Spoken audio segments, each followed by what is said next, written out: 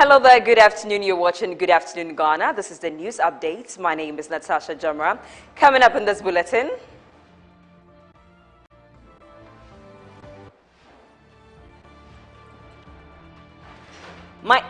Minority in Parliament describes the High Court's ruling stripping the OSP of its prosecutorial powers as a constitutional betrayal. We have the details. And GES releases outstanding funds for the purchase of perishable food items for senior high and technical schools across the country, following weeks of pressure on the school feeding program. Later on Good Afternoon Ghana, we analyze poll by Africa Policy Lens, which puts NDC's national chairman, Johnson Isiedu Nketiah, commanding as flag bearer for 2028.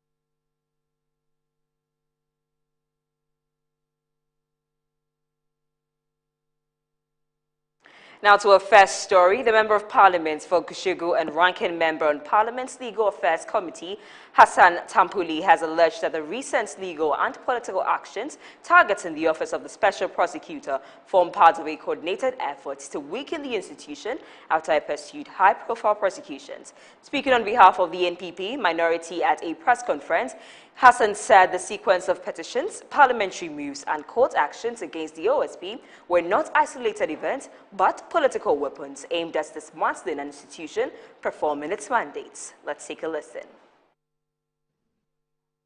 By President Mahama's own accounts, 3 formal petitions against Mr. Kissie Jaben were submitted to President Mahama. Martin Kpebu himself disclosed to the media that the true number was as high as 15.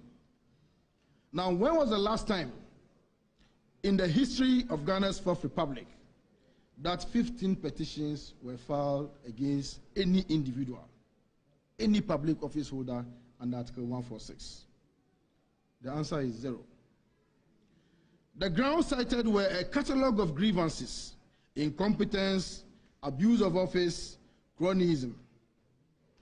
One petition was filed by a database administrator at the Electoral Commission, who was at the time himself under interdiction. A detail that speaks to the quality of the petitioners and the seriousness of their complaints. The petitions were coordinated, themed, and timed to create the impression of overwhelming public dissatisfaction with an institution that was, in truth, doing exactly what it was created to do: to investigate the politically connected without fear or favor. President Mahama referred the petitions to the Chief Justice Paul Bafo-Boni on 25 November 2025, and on 26 January 2026, the Chief Justice responded with unmistakable clarity. Not a single petition established a prima facie case against the Special Prosecutor. Not one. 3 referred formally to the Chief Justice, 0 prima facie case established. The petitions were not serious legal instruments. They were political weapons designed to harass, delegitimize, and remove from office a public servant whose crime was that he was doing his job. When the petitions failed, the NDC needed a third weapon: the Supreme Court. On 12 December 2025, the very day MPP minority was demanding the resignation of Honorable Ayariga and Honorable Daffy-Amekpa for the repeal bill debacle, a private legal practitioner named Noah Ephraim Tete Adamti filed a suit at the Supreme Court, registered as suit number J1/3/2026, seeking a declaration that the OSP's Office of Prosecutorial Powers is unconstitutional. I take that again. That the OSP's exercise of prosecutorial powers is unconstitutional. The minority asks a simple question that every Ghanaian deserves to have answered. Is the timing of this filing on the same day the legislative effort to kill the OSP bill collapsed in public embarrassment a coincidence? We do not believe it is. We believe it is a calculated continuation of the same campaign by different means. When you cannot kill an institution by statute, you attempt to do so through constitutional litigation. What followed confirmed our worst fear. The Honorable Attorney General did not defend the state's own institution. He joined the assault on the state institution. On 8th April 2026, the AG filed submissions at the Supreme Court siding substantially with the plaintiff and argued that Parliament acted unconstitutionally when it passed Act 959 and praying the Supreme Court to declare the independent prosecutorial provisions of the Act void. Now, this is one situation where the defendant and the plaintiff are the same. And in musical parlance, we say, I and my shorty are one. Let the significance of this be appreciated in full. The Attorney General is the defendant in Adamte and Attorney General. He was served as a party expected to defend the state's legal framework. Instead, and sadly so, the Attorney General turned his weapon on his own client, the Republic of Ghana, and became an auxiliary plaintiff. The state's chief legal officer is now arguing in the highest court of the land that an act of parliament enacted by the people's representative to fight corruption is unconstitutional. It is in the minority's view, an act of constitutional betrayal without precedent in the constitutional history of the Fourth Republic. Even more troubling, on 27 January 2026, the Supreme Court dismissed the OSP's application to join the case as a party. The very application that would have allowed the institution to defend its mandate in the proceedings that sought to destroy it. The minority notes that this application was dismissed on the Attorney General's opposition. The AG did not merely fail to defend the OSP, he actively prevented the OSP from defending himself. Now the fourth weapon. On 15th April 2026, a week after the Attorney General filed his Supreme Court submissions, the government constitutional attack on the OSP was made fully public. In a high court in Accra, presided over by Justice John Eugene Nyadu Nyante, on a quo warranto application by one Peter Archibald Hyde, the judge ruled that the OSP has no constitutional mandate to initiate criminal prosecutions and declared all ongoing OSP prosecutions null and void, and directed the Attorney General to take over all cases and awarded costs of 15,000 Ghana cedis against the OSP. The minority is compelled to ask, who is Peter Archibald Hyde? What is his connection to the NDC government, to the Attorney General's office, or the wider campaign against the OSP? How did a private...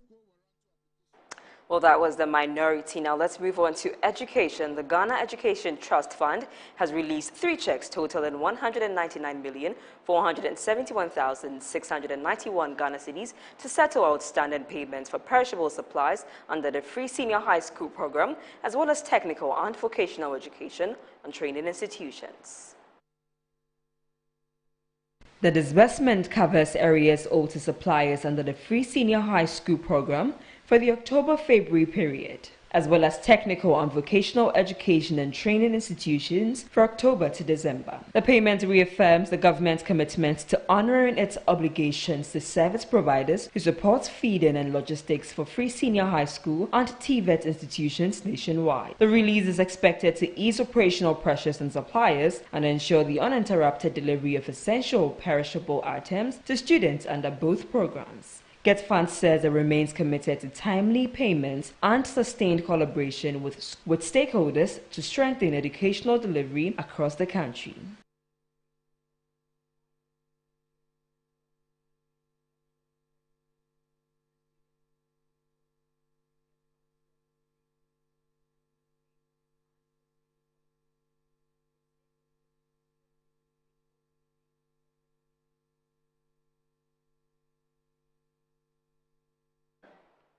Now, still on the matter, let's speak to spokesperson for the National Food Supplies Association, Kweku Amedomi, who joins us via Zoom. Hello, thank you so much for joining us. Now, we're back at this again. Tell us, how dire has the situation been for you?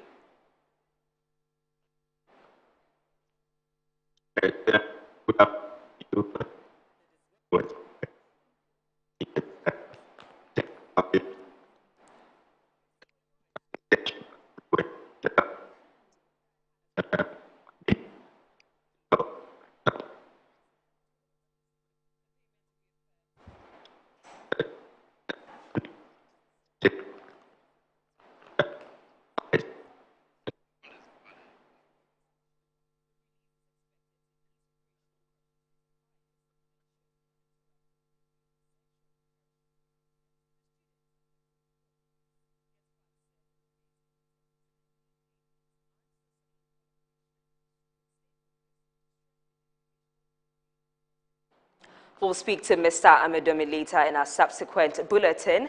Now, still in political stories, the flag bearer of the New Patriotic Party, Dr. Mahmoud Bawumia, has accused the governing National Democratic Congress of fostering an atmosphere of fear and using state security institutions to suppress dissent, declaring the intimidation will not silence the opposition. Speaking on Good Morning Ghana, National Youth Organizer of the NPP, Salam Mustafa, equally accused the government of an attempt to enforce culture of silence.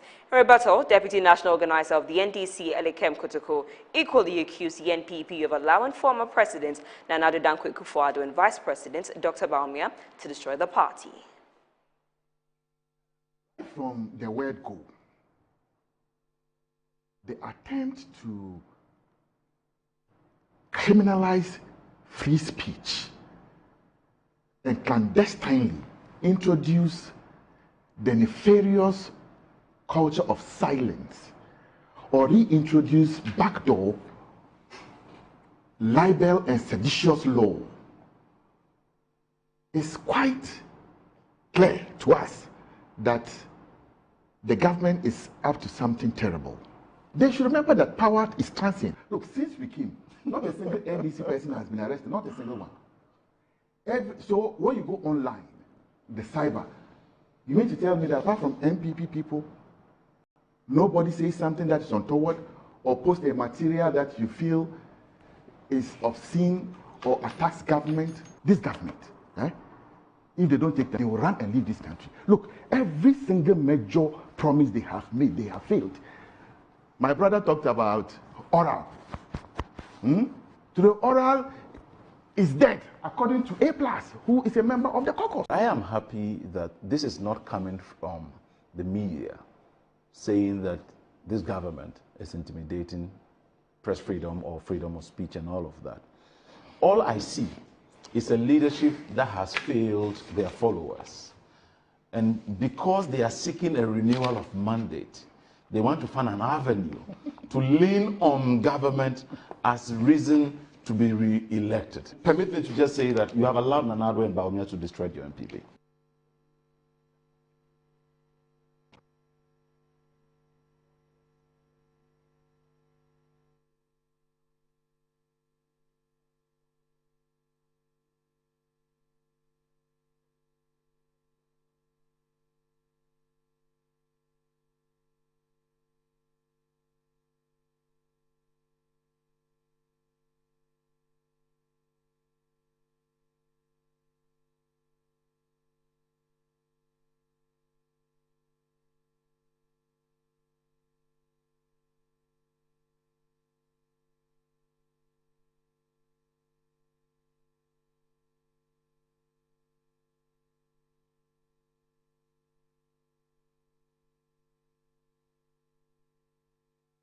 Now we have a spokesperson for the National Food Suppliers Association, and he's joining us via phone this time.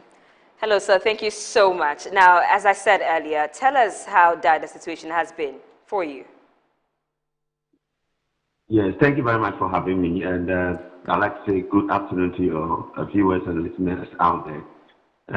Let me put on record that the issues on the schools has nothing to do with the major food items. It rather has to do with the perishables. That is the tomatoes, the onions, the peppers, and all that. Yes, we did cover that in our report. Yes, so what it is that we don't do the entire 100% food items, supply of food items to the schools. In fact, we do only 70%, and the remaining 30% are undertaken or are being done by the headmasters themselves. In other words, the monies are given to the headmasters to do their own procurement. And so I think the issue is delay in releasing funding for them to do their job. But in your news items, you also indicated that government has released funding for food suppliers. Let me put on record that government has not, since February 14th this year, has not released funding yet. Indeed, the last engagement we have had with government says we should give him another 1 month for payment to be released to suppliers.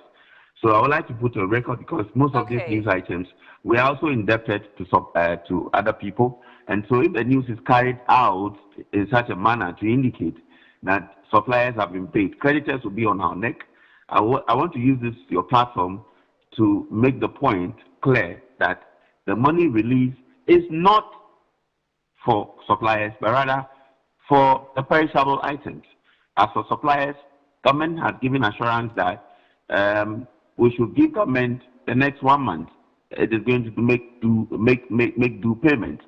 And the last February, the last payment that was done was for only batch 2. And also we have arrears that were carried forward from the previous government, totaling a little over 400 million Ghana cedis. We've not had any concrete information regarding the particular payment. So I'd like to use your big platform to appeal to government to consider critically looking at the payment of those monies, especially it's about almost getting to 2 years since that money has been in the coffers of government. It's not been paid to suppliers yet. And our current situation too, government has been only be able to do only batch 2. So we have more budget for government to cover. So I'd like to use this. Can you tell us how many batches, please? Say again. Can you tell us how many batches the government has to cover? Yes, the government has about 15 badges to cover so far. 15? 15 badges. Okay. Because there are lots of supplies that suppliers have undertaken, and that's why you will notice that when you go to the secondary schools, the warehouses of headmasters are full of food items, except that the perishables, which are issues, and I think that they're working around the clock to solve that particular issue too. Okay. Now, what was your last engagement with the government on this? Our last engagement was 3 weeks ago. And we've been given assurances that in the next 30 days, government would pay 3 or 4 badges out of the remaining badges.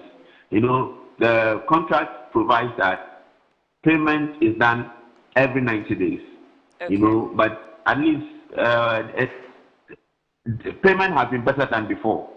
But my appeal to government is, we are the same suppliers who have supplied in the previous administration. Yes. And so we would want to appeal to them that to make do of those payments, government is indebted to us over 400 million Ghana cedis, and we can only get better if that money is released to suppliers, so we can all have a breathing space. Can you please repeat again how many months arrears you're owed? What I'm saying is that the last payment that was done was done on the 14th February, and that was only batch 2. Okay. the remaining badges, government promises in the next 1 month to pay, but the money released now is for the perishables. Okay. I.e. the tomatoes, the pepper, and the onions, and the other things. But the solid item, which is the beans, the maize, the rice, the cooking oil, the palm oil, we engage in those 18 items. With those 18 items, government has not yet released funding for it. The money that is released now is to take care of the perishables. Will you continue to supply food till the government releases money for non-perishable items? We are in business. So what happens is government releases in budgets. So there will be continuous supplies, because if batch 2, batch 3, batch 4 is released, those budgets will continue supply until the remaining gets paid, and it goes in that cycle. Okay. Thank you so much for speaking to us. We've been speaking to the spokesperson for the National Food Suppliers Association, Kweku Amedomi. And now let's get into some political stories. A new political movement, the BASE movement, founded by Dr. George Otibonsu and backed by former members of the New Patriotic Party, has officially entered Ghana's political space with a call for youth-led change and unity to break the long-standing dominance of the New Patriotic Party and the National Democratic Congress. A new movement for change has begun with the launch of the BASE movement, founded by Dr. George Otibonsu. He has called on Ghanaian youth to rise and save Mother Ghana from what he describes as the long-standing dominance of the country's two major political parties, the New Patriotic Party and the National Democratic Congress. His call follows a massive turnout at the official unveiling of the BASE movement headquarters in Tesano, where scores of supporters gathered to show their backing for the new political initiative. Addressing the media, Dr. Bonsu stressed the need for a shift in leadership, urging Ghanaians to consider electing a business-minded individual to steer the affairs of the country. He also outlined the movement's plans for farmers, saying agriculture will be one of its top priorities. So the base mu na the base wa de pa bi e magana mo hye se mo se na tratters mienu di akire ato 14 ayato no ye de kwehye efuo kase bi a ye no sekedumase ase ya ye de bidua tomatoes nko a na adwuma na ye koye no ye ne se obi a wo 1 acre bia 2 acres bia ye do ma free ye do ma free na ohwe so ma sa tomatoes ne ba yenkrofo no ya amko bobokina yekuku wo mo no ebi nko biem ne nya so mo so fa so na youth na nkasa no so anya adwuma yo Ghana ha ti mu se na tata mienu edi enimu no ewo asechire ntia na tata no edi enimu e be shasie se agric tourism mienu kabumu a ebitmo yo omaye. He expressed confidence that the movement can break the political duopoly of the NPP and the NDC and emerge as a viable alternative. Yewo aroshemu se ebitumi NPP NDC na medium wonder so na ohwe di sie dia na in the so o mai sanka wa mabi no wo fie na go bi be ka kire wo nke different wo ba bi no o hu de course nti mo aroshemu se BBBC. Some supporters also shared why they have left the NPP to join the new BASE movement. Hey, I'm supporting the BASE in say. Yep, the obetimi so ya na maba wa ni ase ne mabuno no youth no because say akwa say NPP ni NDC adidija wom adidija so ni munana nam eti ani maba wa ni asabio ya krata enura ban mu ohina Japan de oba onyiyim obetimi amma ye nso adwuma ya ma bia so ye so ye pese ye nyina ye hoto ye o man mu me mami ensa me ni ahode am de ye adwuma se kan ya kan me ensa nti me nya adwuma nti ye pese obi ba na obeboa ye youth na yesu ye bre ye padwuma ya ye nya bi eni nti amakro no ene nyamanyama aba bebre nti se ye mpeni we so obeboa ye a wo se enso ye de ahohoahoa ane ahokeka e de support no. The event marks the official entry of the BASE movement into Ghana's political landscape, positioning itself as an alternative force seeking to challenge the traditional two-party system. Now, staying on this story, we'll be speaking to political analyst and executive director of the African Institute of Strategic Studies, Dr. Jonathan Asante-Otri. Hello, thank you so much for joining me, Doc. What's your reading of this political movement?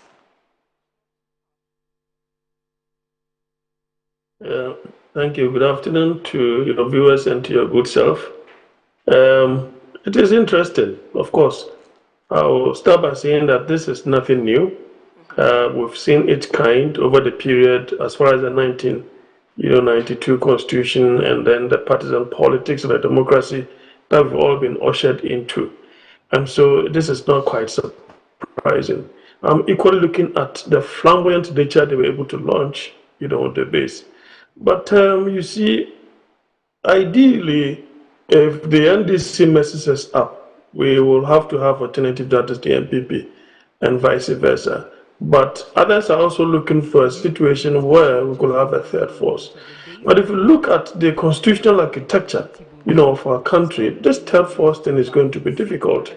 Because if we were to be a parliamentary system of government, for example, then maybe you will have coalitions done in parliament, and then you will have a prime minister, that is elected along that path, and then that coalition government there, you will have a third force out there that will be part of the ruling government. It doesn't appear to be the case with respect to ours, because if a political party gets 50+1, they are going to be in control of the resources of this country.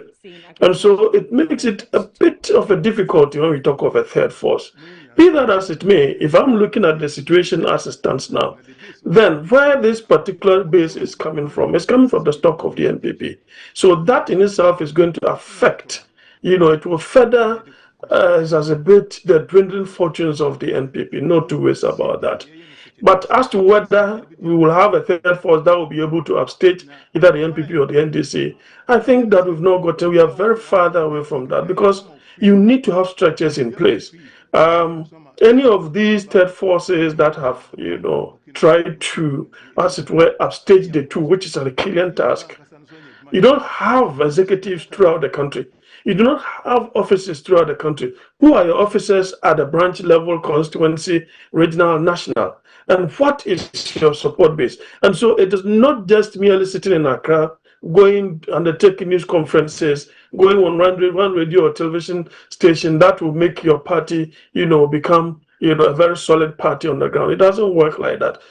And the other thing too that affects this third partyism is the fact that sometimes some people who are unaligned may not necessarily want to vote for the NDC or the NPP, but the other party or that so-called potential third force, they think that if they vote for that particular party or third force, so to speak, their ballot, they will lose their ballot, because it will not lead to a winning of that particular. So that kind of a situation where they seem to be in a dilemma, that in itself equally affect the third party.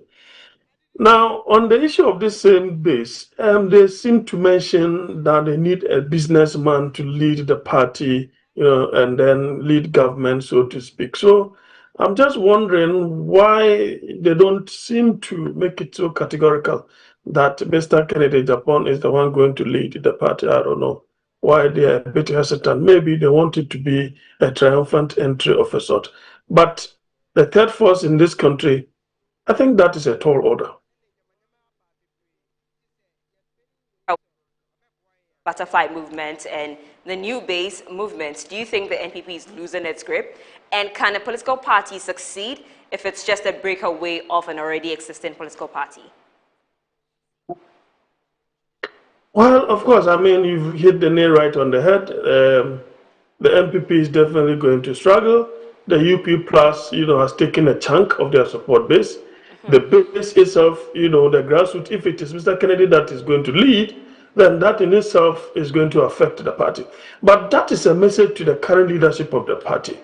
It appears that Dr. Bawumia, if you look at the other two party leaders, in terms of Mr. Kufuor and Mr. Danado, Excellencies, I mean, he appears to be the only person without enough percentage to have a dominant control over the party. Mr. Kufuor was hitting over 80 something. President Kufuor's figure is also higher than his. So it's a bit worrying whether his leadership is because of some self-interest of some members of the party, or indeed he resonates well with the grassroots. I think that when it comes to the grassroots, Dr. Bawumia will be struggling. And that's the more reason why his opponents have been hitting certain figures. In actual fact, it was not surprising that Mr. Mahama had to wallop him with that particular, percentage difference. Yeah. Because if you look at the primaries that got Mr. Mahama elected, it was over 90-something%, close to 100, right? And so if your opponent, first timer, for example, that Brian Champon hitting about 18% or so, and then second timer, Mr. Kennedy Japan hitting a certain percentage, it tells you that it is either they go a full hog of bringing these people on board, cutting to the chase, sending olive branch, bending the rules, compromising everywhere necessary for the party to survive. I think that is the way to go. Because if the base comes to stay and you have Mr. Kennedy Japan, then I think that although 2028 was going to be a difficult task for them, they should forget about 2028. Okay, thank you so much for speaking to us. We've been speaking to Jonathan Asante-Ochi, who's a political analyst and executive director for the African Institute of Strategic Studies. Now let's move on to the Volta region. 3 communities in the Alonga district of the Volta region have been devastated by tidal waves, displacing thousands of residents and destroying properties. Residents have appealed to government to take immediate action to salvage the situation and protect livelihoods. The appeal was made during a working visit by the Volta Regional Minister James Gunu to the affected areas to assess the extent of the damage. Minister James Gunu, accompanied by members of the Regional Security Council and officials from NADMO, paid a working visit to the tidal wave-affected communities in Alonga following last Thursday's disaster, which submerged several settlements. The affected communities, including Fuveme, Kokobo, and Jaflago, have been severely overwhelmed by advancing sea, leaving over 2,000 residents displaced. Homes, schools, and sources of livelihoods have been destroyed, creating fear and panic among residents in nearby communities. Residents say vast stretches of land have been lost to sea, having their lives and livelihoods in serious danger. They're calling on governments for immediate intervention. This water body is also providing livelihood for some fishermen who fish on this river. So as we speak, so far as the seawater is intruding into this river, their livelihood is also impacted. The communities affected by the tidal waves, including Fufeme, Kokobo, and Jaflaga, have been submerged.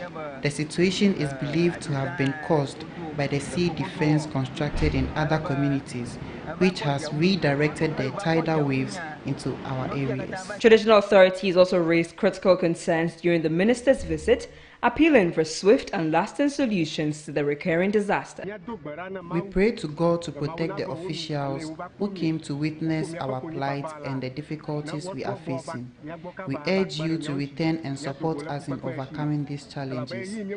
For over a decade, we have been living with these problems.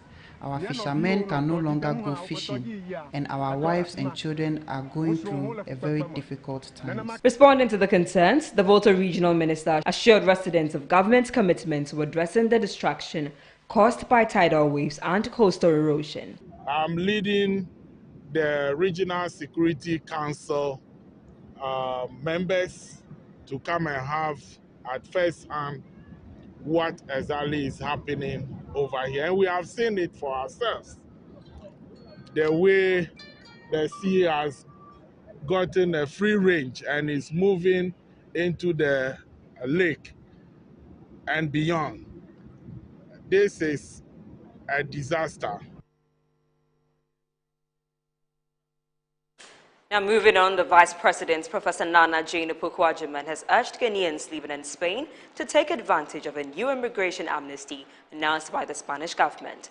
The call follows Spain's decision to grant legal status to about 500,000 undocumented migrants who have lived in the country for at least 5 months before December 2025. Take a listen. The Vice President's engagement with the Ghanaian community focused on key issues, including the safety of citizens abroad and the legality of travel documents. She described the Spanish government's regularization plan as commendable and encouraged eligible Ghanaians to participate in the process. Minister for Foreign Affairs,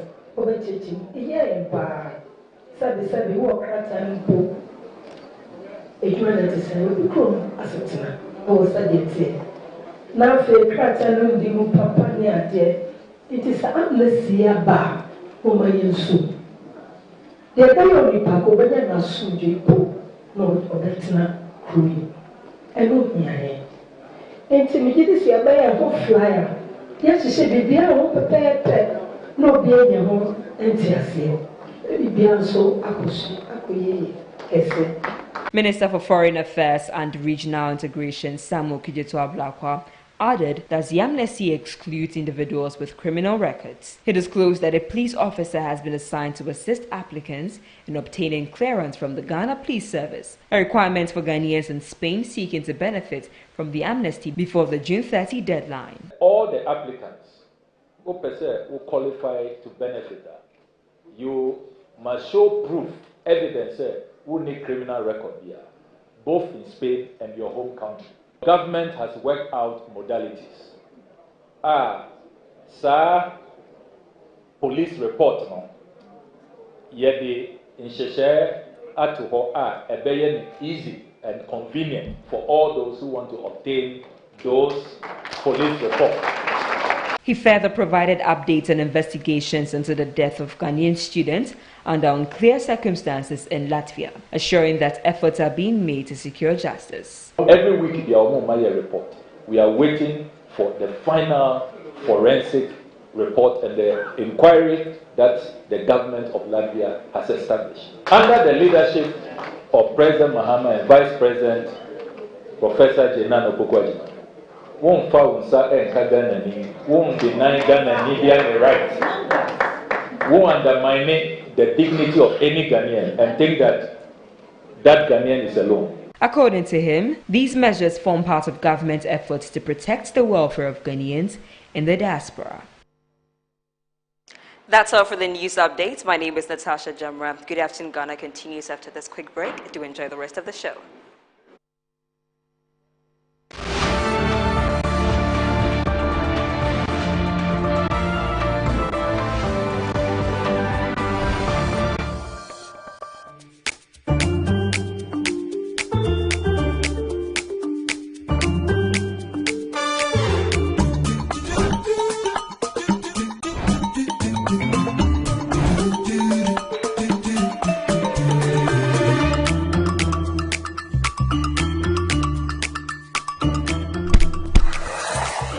Hey buddy, it's me Azar.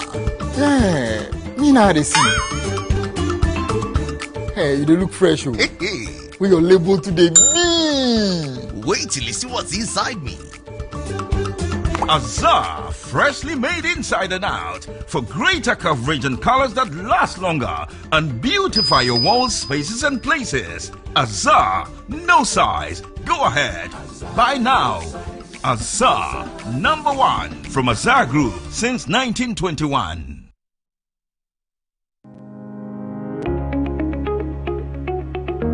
Looking for comfort, convenience, and class all in one place? Welcome to Stay Easy Apartments on Conference Center, where modern living meets exceptional service. Whether you're staying for business or leisure, Stay Easy offers you a home away from home. Spacious and well-furnished apartments, pool, gym, and everything you need to relax and feel at ease. Planning a meeting, workshop, or special event? Our event grounds and state-of-the-art conference center is designed to host your events and bring your vision to life. From corporate gatherings to private functions, we provide the perfect space, supported by modern equipment and a professional team ready to assist you. At Stay Easy, your comfort and success are our priority. Book your stay or reserve your space today. Call us at 020-739-1473 or 0244-226367. Stay Easy Apartments and Conference Center.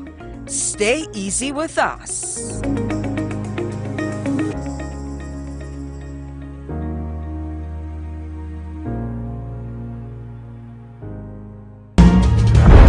Grab your bottle and unleash the taste of Storm Energy Drink.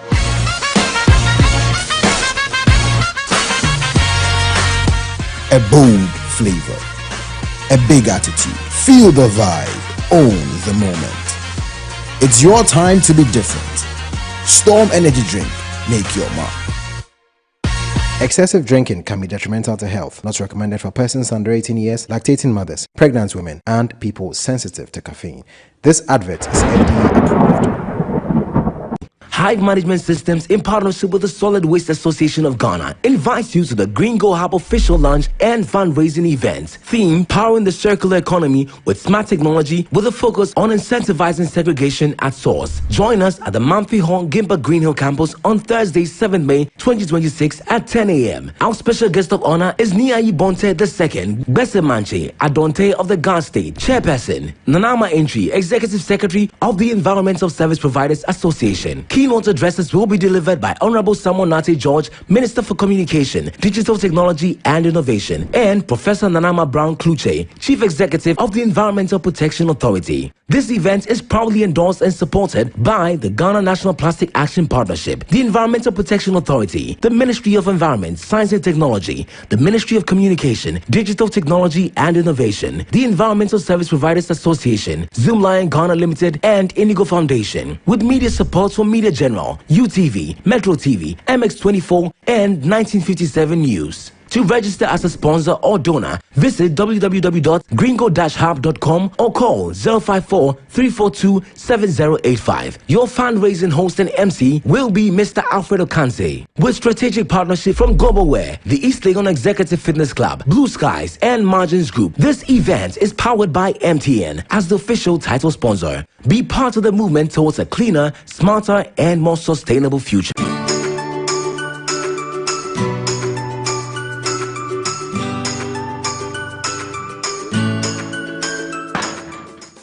Bunty, why you there? One lie, tell her today will give you my money. Oh, my guy, what's up? Oba unse me din na dede baby. Scan on ASA. 500 cedis per. Ah.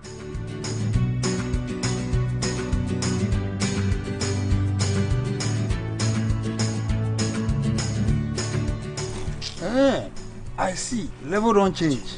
But to show me the way. But there's some sorry Amanua. Talk to babe. ¿Quieres ganar dinero? Huh? Cash. Yes, cash. Shisha kwa mpa edubeko nkunimdie mu. Call wada.on.us na me sign up.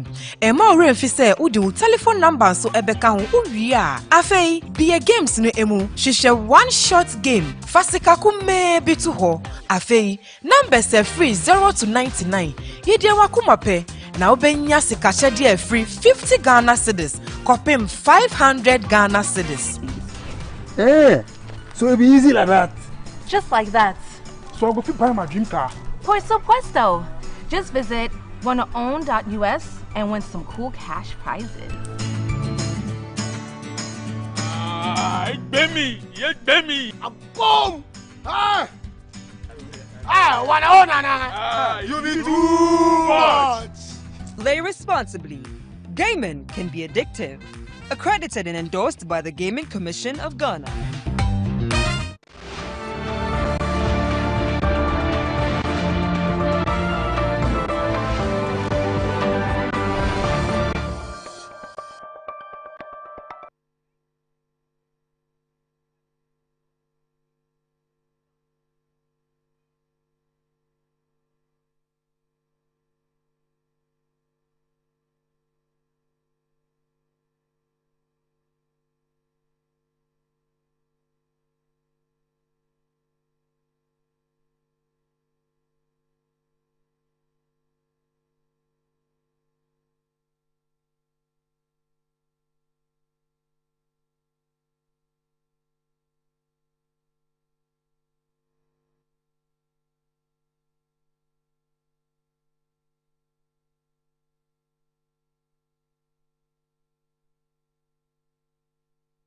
Well, I needed to put my microphone on. Thank you very much for staying with us.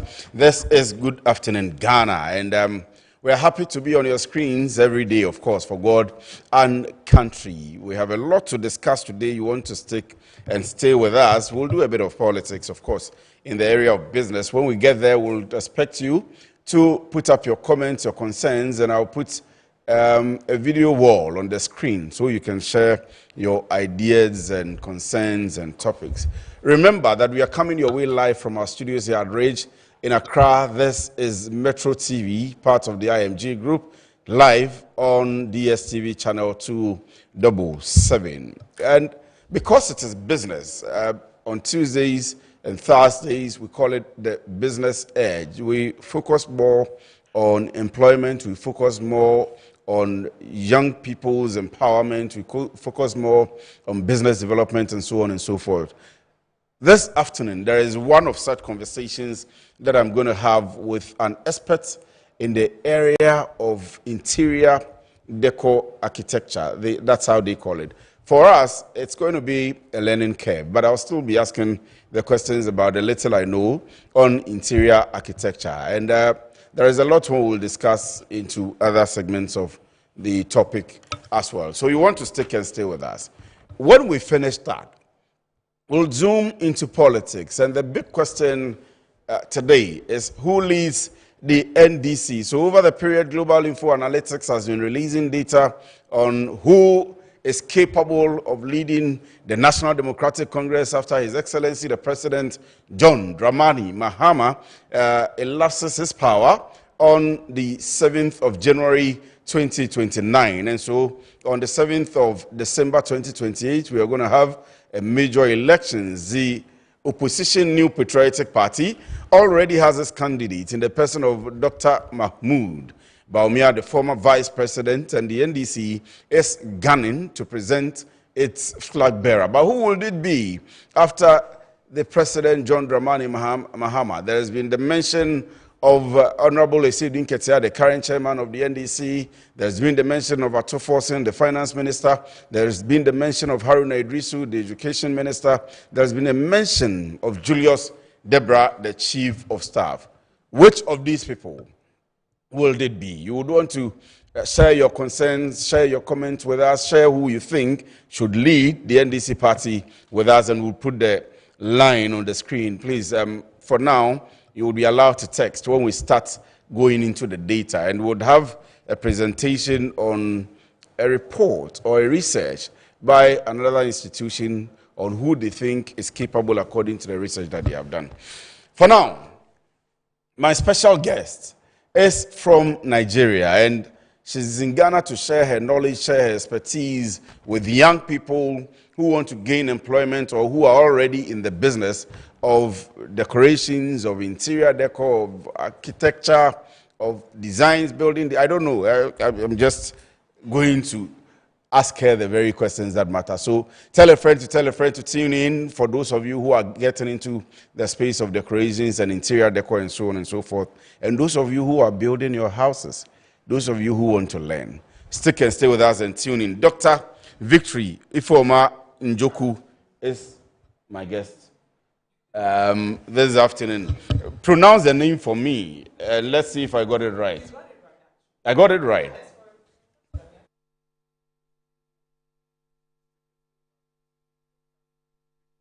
Thank you very much. I got it right. And Vicky Heldan is the nickname. What is Vicky Heldan? Brand name. Okay, we have to get into it. Victory is my name. Victory is your name? Yes. Helen is my mother's name. Oh, wow. Yes, Daniel is my brother's name. So I never get to share this, but you guys got this for free, and that's okay. Victory. So it's in the family. Helen. It's woven in the family. And then Daniel. Yes, Vicky Heldan. Well, that's a powerful combination. Oh, yes, sure. But you are the visionary of the, of brand. Course, you are championing the brand. And you have their full support of your mom and your brother. Oh, yes. And how is it going so far? Oh, it's going really well. We have been, I have been 15 years in business generally. 15 years? Yeah, in business generally, in the creative space. Okay. In the creative space. Okay. So we started off as a fashion brand, and we metamorphosed into interior design and architecture. Then we started making home collections like home fragrances, Mhm. sleeping pillows, all of that. Yes. Yeah. So my company is actually a full-service design company. So in 2024. So I was going to ask what exactly are you into, but let me allow you to go on. I mean, Yes. that's the question. you're Yes. answering. So I mean, my company simply the design architectural company was into full-service design, which comprises of private. The designs. I'm designing for private individuals as well as commercial properties. And also in 2024, we ventured into capacity building, which led to the creation of Mastery with Vicky Helden. So Mastery with Vicky Helden was born, is a leadership, education, and mentorship platform dedicated to fostering collaboration and innovation in the creative industry in Africa.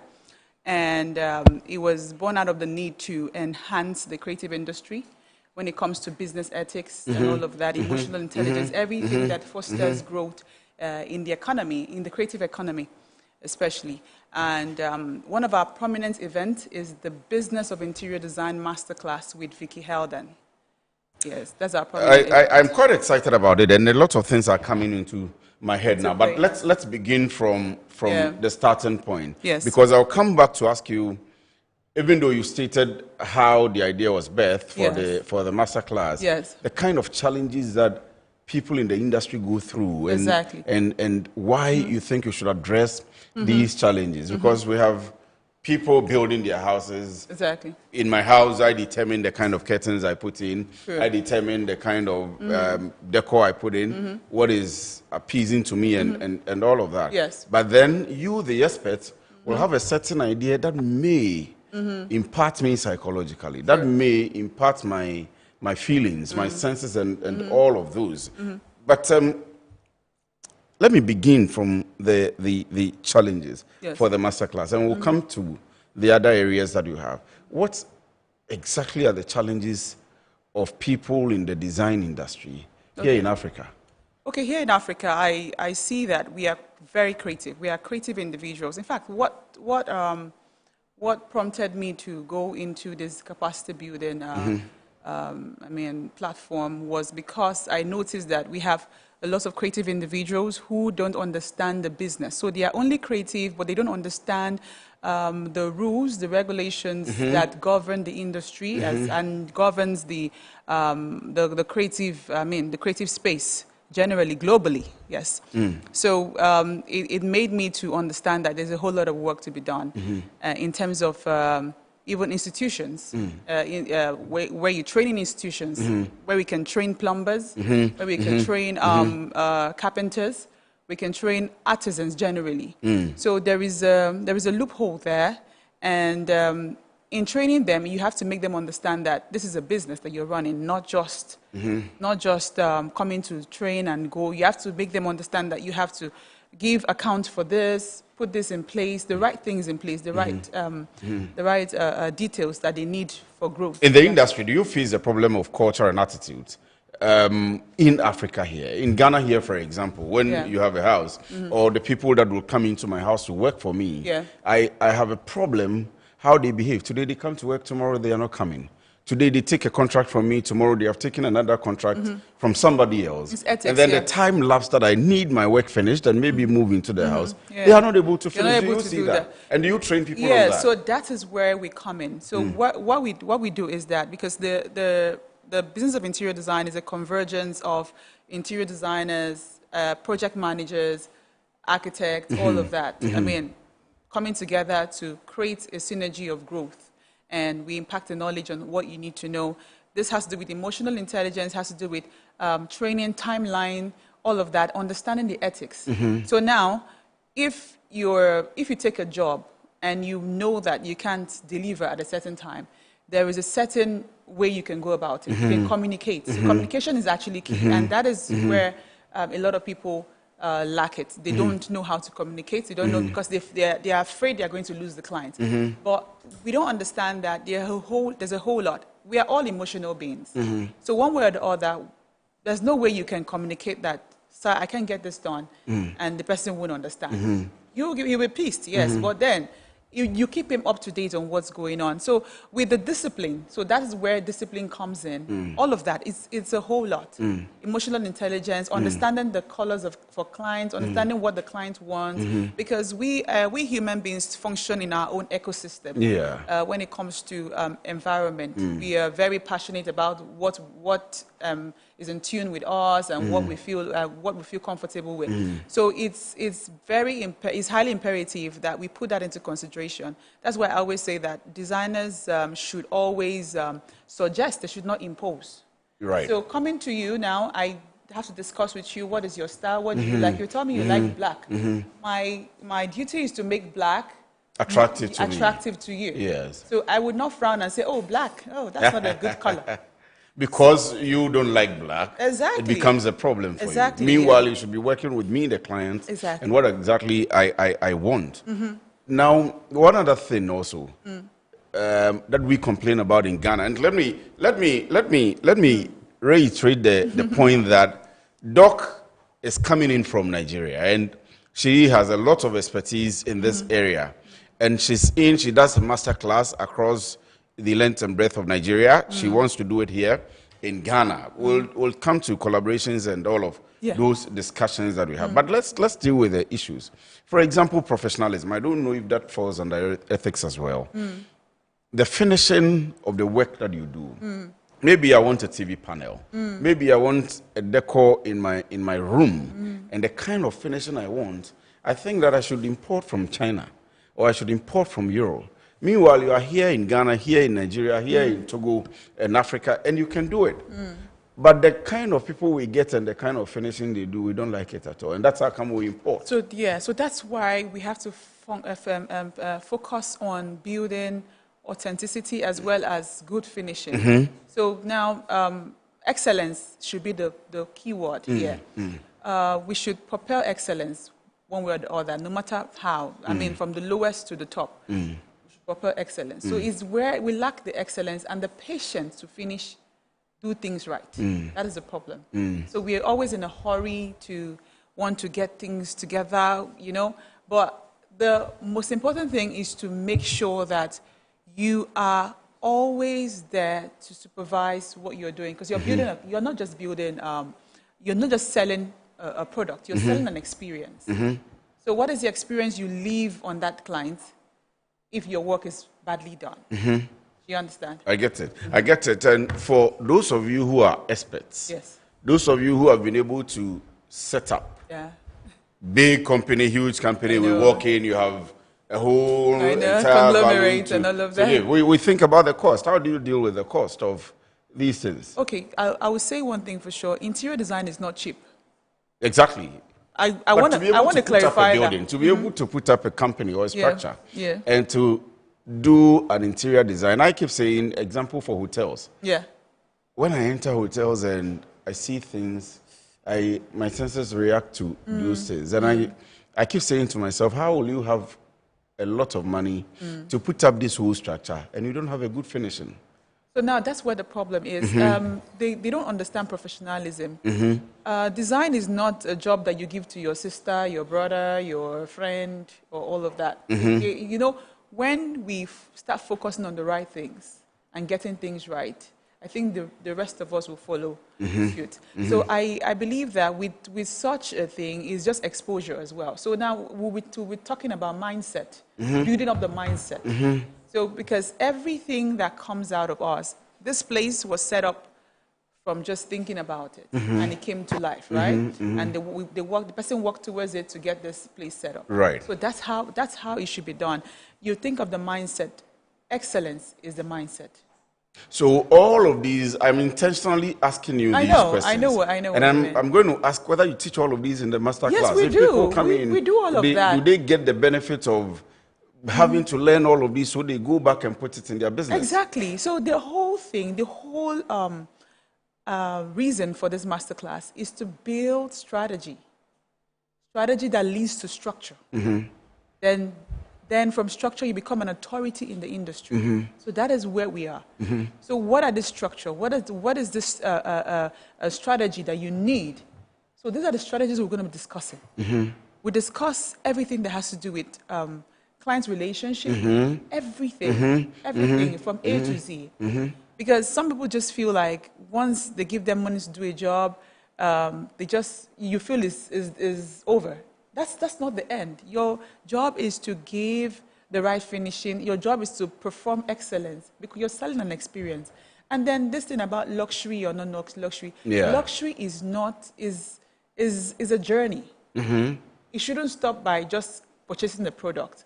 So that's why I tell people that if you want to be in the luxury market, you do what luxury people do. What luxury people do, they create an experience that works for the client. An exceptional experience that stands you out, that makes people come to you. And that includes good finishing and good customer relationship.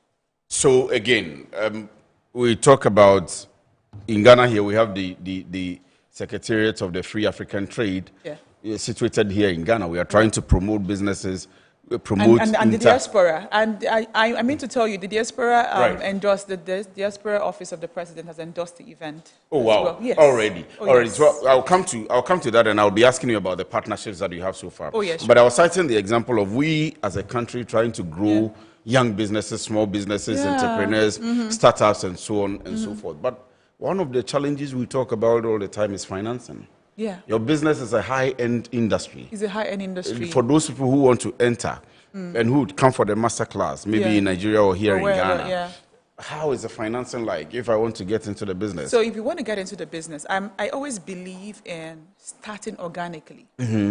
So for one thing is, you can I'll come and ask you how you started. Oh yes, of course. Right. Of course, you can. It's a free world. So I tell people who say, there are no clients to start. There's nobody to start. Why don't you start by, there's some little things that you can put in your space that looks expensive, but it's not expensive. It's just the color combination and the idea towards it that makes it very palatable, makes it very attractive. Right. And makes it look very luxurious. I would say start with your own space. And then get people coming in one by one. No, start with your space and take a good picture. Yes, take a good picture of before and after. Okay. You've started. Yeah, I get it now. Yeah. I get it. So it's not like you need a huge capital somewhere. No, it's just to create a perception for people to believe in what you are doing. And for people to believe in what you're doing, they have to see what you have done. What was it before of this space, and what is it now? So you put it out there. This is before, this is after, this is what. So the right clients would seamlessly align with you. Yes. Yeah. How did you become who you are now? Tell me about it. Okay, it was a journey, but I would start from somewhere. Like I said earlier, we started as a fashion brand. Yes, but fashion. You're still into the fashion brand? Oh yes, I would go into that. Right. We started as a fashion brand, and where we started, I started my company with $50. I mean, I'm trying to do the conversion. $50. You're doing it from Naira? Yeah, from Naira. $50. Okay, that's about $50 would be about 700 cedis or 650 cedis. So how did I start? I had a tailor then, because I knew how to sketch. All right. I hadn't gone to fashion school yet, but I knew how to sketch. So I made use of the people in my environment, which is the tailors that used to make clothes for me personally. So I sketched, got some fabrics, affordable fabrics, and designed something and told her to make it. I wore it to a wedding, and next thing I told them, then it was BlackBerry. That was 2011, before the social media era took off to another level. BB. Yes. So I wore the outfit, took a picture, posted it on BB, and said, you can order yours if you like this outfit, and that's how we started. Did you make what you're wearing? Did you design it? No, I designed the pants. Okay, so I've seen you. So I've seen the pants also. Yeah, okay. But it's exciting. So from there, we, as the brand grew, we decided we also have a bag line as well. So we transcended into interior design when it was time. So I took some courses and all of that. Wow. I mean, and got into let me tell you what happened. People think before you go ahead, what's the name of the fashion brand? If Vicky Helden. It's still Vicky Helden. So everything is Vicky Helden. Vicky Helden Group. So people who want to see your designs or how you show can visit. Yes, okay, Vicky please Helden. go ahead. Yeah, and the interior design company as well. Vicky Helden Interior Design and Architecture. So we literally started, because anytime people come to my space, in fact, some people thought I was going to do interior design before the fashion, because it was just in it. So I tell people to harness your talent. I mean, design is not something you just dabble into. You have to be talented. It's a creative gift. So to harness it, you can, try and develop yourself through going to school, or studying, or applying for mentorship under someone who is doing really well. Right. Yeah. So I decided. Someone gave me their space, and we did it up, and that was it. That's how we took off to the next level. And so it's fashion brand. Interior design and architecture. Interior design and home architecture. collection. So we have our own sleeping pillows. We have home. Oh, you have your own branded yes. pillows. Okay. Scented candles, all of that. Yes. When are you coming to Ghana? Apart from the masterclass, we'll come back to the masterclass anyway. Sure. But do you sell in Ghana? Oh yeah, people purchase from all over the world from us. Wow. Yeah, we ship globally. Wow. Now let's come back to, before we round up, to the masterclass. When is it happening? It's taking place in July 23rd at the Pelican Hotel. Pelican Hotel? Yeah, the Pelican. In Accra? Yeah, in Accra, Pelican Ghana. Hotel in Accra. Yeah. But how long have you been organizing the masterclass in Nigeria? Yeah, for 2 years now. This is going to be the 3rd year. Yeah, so and it's going on well in Nigeria? Oh, yeah, sure. We organize it in 3 geopolitical areas. So we do South-South, Southeast, so which is Lagos, Abuja, and Asaba. Asaba cuts across the eastern part and the southern part of Nigeria, and then the Abuja cuts across the north, Lagos the west. So we get that because we need to get everyone into one space to understand that they matter, even in different areas. Because when people think about design, they think about Lagos, Abuja. So what about the other people? What happens to them? So this year we decided to step out of our comfort zone, step out to other African countries. So after, obviously Ghana will be your first. Yeah, Ghana, Nigeria, then South Africa. The same country. We're doing South Africa in September 17 in Santon at the Santon Hotel. Right. Yeah. Okay, so I know the Santon Hotel. Yeah. But it's exciting that you decided to be in Ghana. Yes, because Ghana and Nigeria are technically one brothers. Country. Exactly. Yes. Who are you expecting to come? Okay, we have a couple of speakers. We have Dr. Daniel Moses from the UK. He's right on this program. We're going to be infusing real estate. Right. Real estate because for the builders, participants, I think that's a business, exactly. the people you work with. Exactly. But have you contacted the Ghana Real Estate Development Authority? Yeah, we are actually on that. Contacting right now. them, and then the Ministry of Works and Housing and all of that. Yeah, the State Housing Corporation, exactly. a number of institutions that are into, so the public sector companies that are into the real estate development. Exactly. The private sector, we have the association as well. So you may want to contact all of them. And the interior design association of Ghana. Exactly. We've reached out to them already. But who should come as a participant? Okay. I am a journalist. I know. I do other things, but I think that all the things I do, I don't have interior design in. Yeah. Am I qualified to come? Of course. That I come? Of course, because it's a skill you can learn. I mean, being skilled is never limited. As long as it's something you want to look out for, something you want to, you have interest in knowing. So knowing is not a problem. Knowledge is always key in every area because I tell people there are three kinds of people in the world. You have the mavens, you have the salesmen, and you have the connectors. So with this now, you have to understand that the mavens are the ones that know every bit of every field. Right. So there's nothing wrong with knowing something. And people that should attend, we're expecting interior designers and upcoming and established interior designers. We're expecting project managers, architects, manufacturers, furniture manufacturers. Wow. Yes. We have quite a number of them here. Oh yeah, furniture manufacturers and people who are looking to venture into design entrepreneurship. Yeah. And then you were mentioning the speakers. Yeah, the speakers. You mentioned one from the UK. Yeah, one is coming, and then we are trying to. We have a couple of speakers that we're looking at here too in Ghana because we need an indigenous person here to come on board. Exactly. But you said this is your first time coming to Ghana. Yes. And how did you came in today? No, not my first time. My first time doing an event here. I come to Ghana. Oh, you come in, so you were Ghanaian. I'm Ghanaian, yes. You're Ghanaian. So I shouldn't be asking you how Yes. you fed so far I know. and so No, on I'm and so good. forth. I'm But good. I'm good. so we are looking forward to the program. Yes, and they 21st. can register. They register on the website.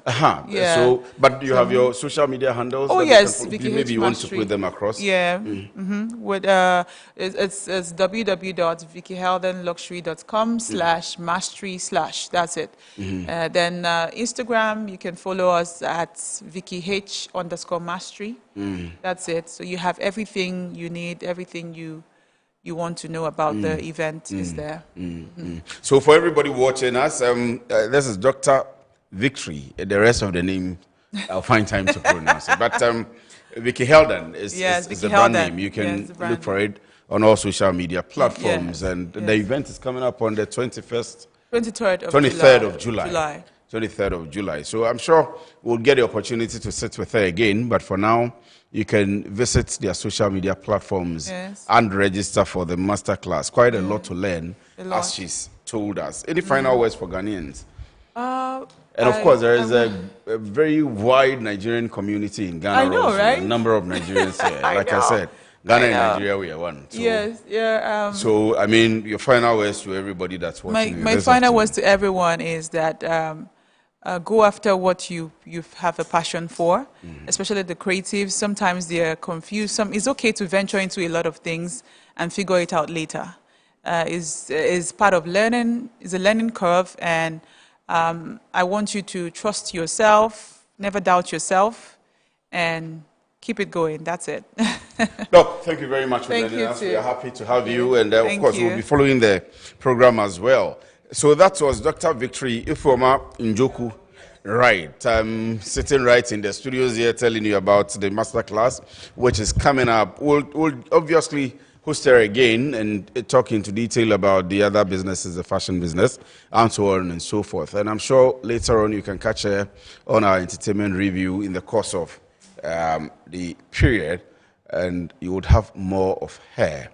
Coming up shortly after this break, so don't go away, I'm right here, is the analysis and the details of the research report that has come on who should lead the National Democratic Congress after His Excellency John Dramani Mahama. We'll be analyzing that, and I would allow you the space to share your opinion on who you think should lead the NDC. Stick and stay with me, I will be right back.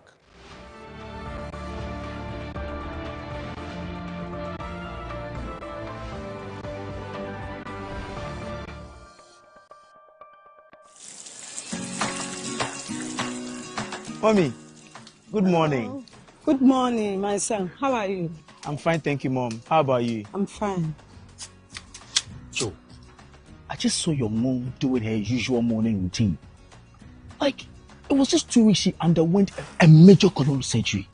Bro, see, my mom is doing perfectly fine, and we're all excited about it.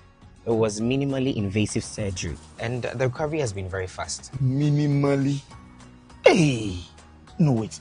What do you mean by that? So they offered my mom a laparoscopic colon surgery. Laparoscopic colon surgery, which we accepted. It turned out it was equally safe with a very fast recovery time, and the cost involved too was very, very reasonable. She was discharged 3 days after the surgery, and you can see her, she's on her feet again. 3 days? Just 3 days, bro. Mean Tuber Hospital, first Ghana Colorectal Center, aimed to serve a peculiar health need. Finding the ideal property shouldn't be a daunting task. At MNC Properties, we believe everyone deserves a place to call home. That's why we specialize in providing affordable housing options under our flagship project, Fresh Property Joy, specifically designed for low and medium income earners. Our range of customizable homes includes 2 and 3 bedroom standard and executive options, all meticulously crafted using innovative interlocking brick technology. We understand the importance of simplicity and convenience in the acquisition process. That's why we have designed our procedures to be straightforward and hassle-free, offering flexible payment options tailored to your individual needs. In addition to our affordable homes, we proudly offer litigation-free lands for sale in vibrant and upscale communities that present the perfect opportunity to build your dream home. We are committed to making affordable housing a reality, providing you with the joy of owning a home that meets your budgets and aspirations. Whether you're looking to buy, rent, or invest, we've got you covered. Our service team is ready to assist you on 030-255-1917. MNC Properties. Hey, Unia, new release niana. Kaya gum. A bitino was me new release. Me can no access fit muhono. And TurboTech Garages Limited. Aquafa besiesi amana aye nitia. Obiasa ya car no. Accident car no na. TurboTech Garages Limited. Amana se jina ni naso sano. Mesi wo. Womwa kofa broni fita engineer efra brochiraba. And wo check cars no. Na wo hunu baby a fault krowo. And ho spare parts so ade hye. Afenesi road. And so ho charges kakra bi o. TurboTech Garages Limited. Wo ye general servicing, ebili engine overhauling, engine tuning, oven spraying, general electrical works, air condition installation work, BM, upholstery, gearbox, make a TurboTech Garages Limited. Apart from sir, car that wotimi ato, and now Toma wono, was sire importation of cars, and who spare parts, if la butcheba, wokoto car mawa, a free. Ace, also what you call TurboTech Garages Limited, our La Paz Malam Road, after by yard traffic light, wah. Bibiania for 0206 48 17 and 3 and now 0542 96 1111. Website TurboTechGhana.com. TurboTech Garages Limited. Hey, Kaya will be a benyan. TurboTech Garages Limited. Your car beauty and the power.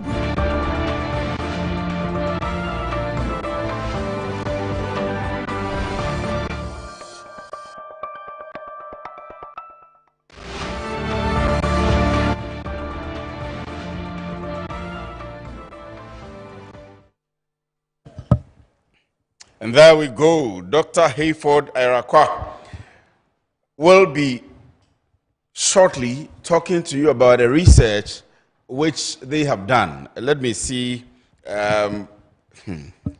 Maybe I should leave it to him. But you're welcome back from the break. This will be a very interesting one, so stay with us. And Doc is the Director of Research and Administration at Africa Policy Lens. Doc is also a development economist. Doc is already here in the studio with the data. I told the production team that I should begin the introduction of how and who is leading what. But once Doc is in the studio, would allow him to say, I am not saying they have done the research and he is leading the research, and he will tell us about, I'm sure you've seen that of Global Info Analytics, but this is not from Global Info Analytics. This is Africa Policy Lens.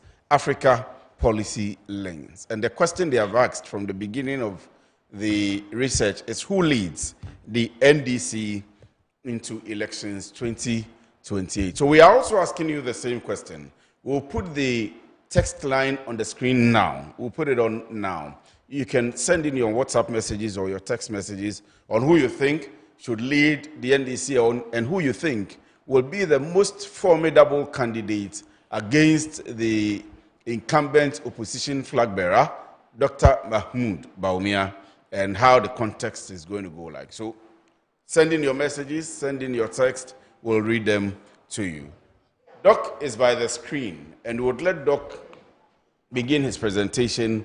I'll let him flow and tell us what's going to happen and how they went about the collation of data and the data analysis and everything. And then when he's done, if we have questions, we'll ask him. As you watch, once we put the number on the screen, if you have a question also, you are allowed to put it through. I'll ask Doc the same question for you. Doc, good afternoon and welcome. Good afternoon and thanks for having me. Well. We are great. We're doing you ready great. Though? Oh, always ready. We've been ready. Should I ask you who is leading or who will win? Maybe let me walk you through, and then you can make the conclusion for yourself. You have the platform, Doc. The time is yours now. So we are all watching you now. Great. Myself and everybody watching you from the house, we're watching you. Well, so thank you once again for the opportunity. And we at Africa Policy Lens have been in the business of conducting polls. You recall that in the just ended opposition primaries, we were very instrumental. Exactly. And finally, someone said our predictions came to light. We've been doing this, but we don't want to just keep it to ourselves. The Ghanaian population, especially those in the NDC family, must be interested in what we are doing. And so we've been asking the question, who leads the NDC into election 2028? And one of the things we want to clarify is that the target respondents that we used for this particular work was NDC constituency level executives. Constituency level executives. Okay. We know that there are leadership all the way from national to regional to constituency to branch level. But this particular poll focused on the constituency level executives. And we have different reasons for doing that. One, we realized based on our work that leadership at the constituency level has a great influence on what happens at the branch level. And so we started from this, and later on we will be delving a little deeper into the other arms of the leadership structure. So we sampled all the 276 constituencies across the country. We got data on them and were able to reach out to them. We deployed a very simple instrument which has a series of questions and asked them. So how we went about it was to deploy bulk SMS by making sure that when we send it to you, it is unique to you. And so that we get a response from you and you alone. And so every member who is a member of the NTC constituency level leadership had an opportunity to respond to it. But we also guided that it depends on whether or not the number we have is accurate or not. So that is a limitation. And so this is all the 276 constituencies in the country? Absolutely. We deployed it to all of them. And everybody answered? No. Okay. You can't get everybody answering. At the close of poll, so we did that over a 3-day period from the 17th to 19th of April. By the close of polls, we had a total response of 2,408 responses, which is, you know, normally in voluntary SMS bulk messaging, the responses haven't been very encouraging from, if you look at the literature. But this was really great. And for us, we are very excited to see that the enthusiasm, the excitement that people have to quickly respond and show you where they belong was quite interesting. Now, let me walk you through what we find. Very interesting. Now, the question is, which of the following candidates do you support as the NDC's flag bearer for 2028? Interestingly, several names have come up if you follow the NDC work. Names like Honorable Jane Nana Opoku-Agyeman, Honorable Johnson Asiedu Nketia, Honorable Julius Deborah, Haruna Idrisu, Okudzeto Ablakwa, Kesel Atuforsen, among others. Now, at the end of it, when we put the report together, we find that Honorable Johnson Asiedu Nketia, 31.9% of the respondents indicate that they would support his candidature as a flag bearer for the 2028 election. This was followed closely by Honorable Julius Deborah, 30.1%. And then the third place was Honorable Haruna Idrisu at 17.9%, and then followed by Honorable Kesel Atuforsen at 13%. Okudzeto Ablakwa and the rest did less than 5%. Now, we didn't end it there. We proceed to ask a question, specific direct question. If elections were held today, which of the following would you likely vote for? So the first was support to be the flag bearer. Now, if we are to vote today as a delegate, who would your vote go to? And we see that Honorable Johnson Asiedu Nketia again is having 32.7% marginal increase of those who actually would likely vote for him. This again is followed by Honorable Julius Deborah, 30.9%, again marginal increase there. However, what we see is that the margin between Johnson Asiedu Nketia and Julius Deborah is less than 2%. And that is quite interesting. I'll be showing you what this means. Now, again, you take Honorable Haruna Idrisu comes again in the third position at 17%. Don't forget, he has also made some marginal gain. And then Kesel Atuforsen moved from 13% to 14.1%. The rest, again, are doing less than just around 5%. Now, that is about it. It doesn't end there.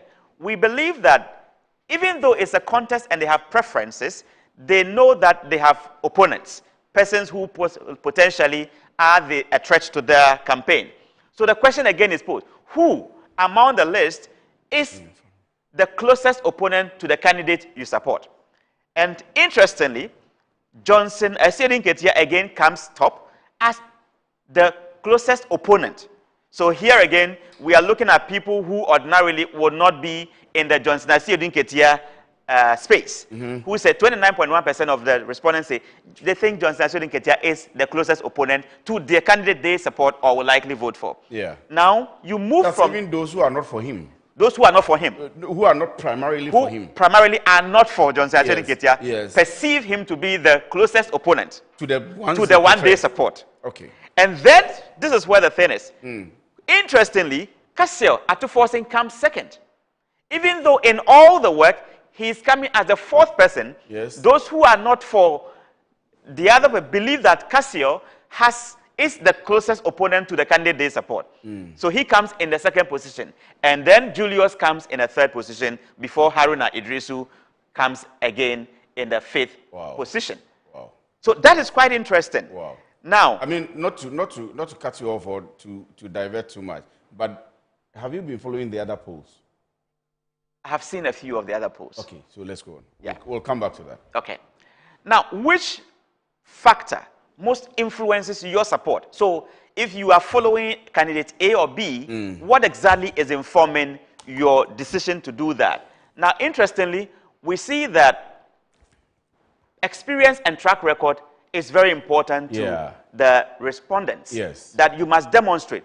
And you should also demonstrate personal integrity and honesty.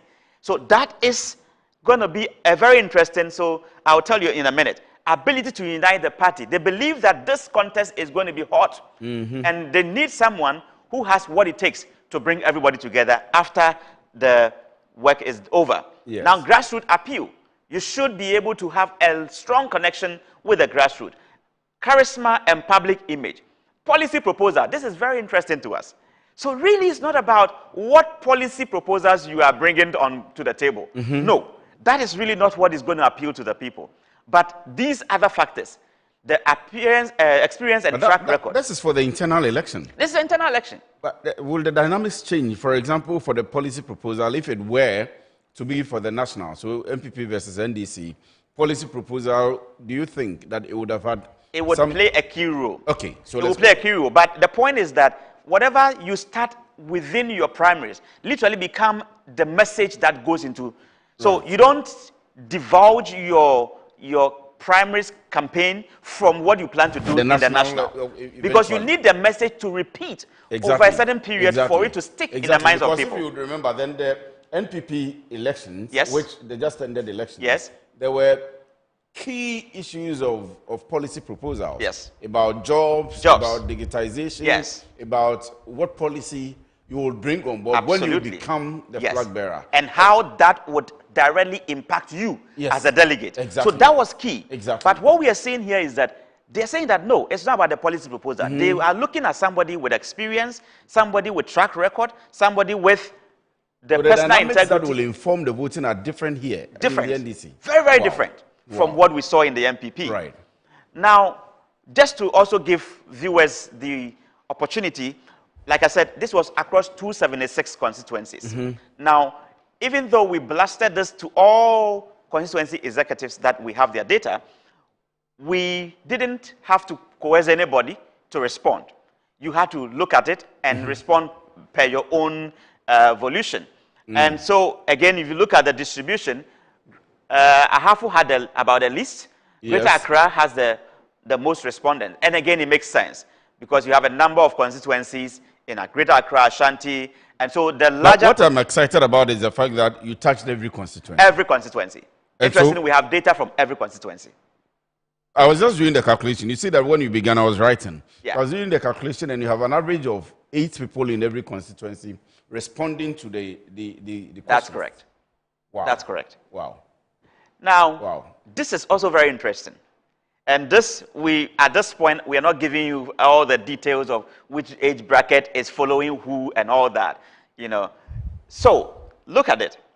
The population that fall within the age bracket 35 to 44 actually form the majority who are interested and who responded to this polls. Yes. And so it gives you an idea the kind of people who are following what. And again, you can see the rest for yourself. And interestingly, when the we level take of education. the level of education, and the question is direct, the level of education completed.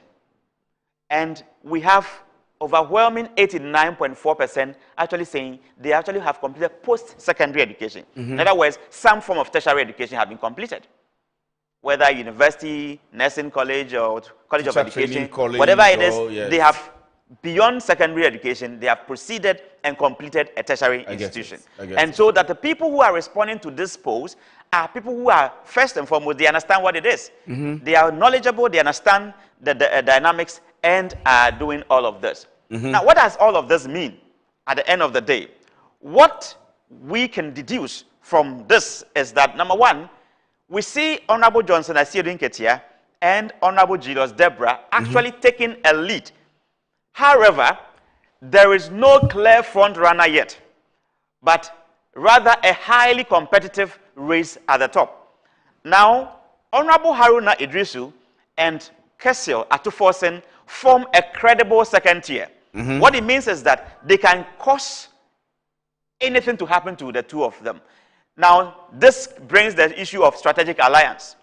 So any of these two who decide to make a strategic move to align with any of these persons, Haruna Idrisu or Kessil Atuforsen, will likely make a case at the top. Now, what it's also telling us is that currently we have these guys leading, but they are currently fixed within the 30-32 band. They are not able to cross beyond, but we need something specific to be able to break that bound, to be able to create a clear lead. Otherwise, so for that 31.9 yeah, and the 30.1, yeah, for the two leading candidates, have they reached their peak? And so between now and the time that they will have the elections, they are not able to go beyond, say, an upper limit of 35%.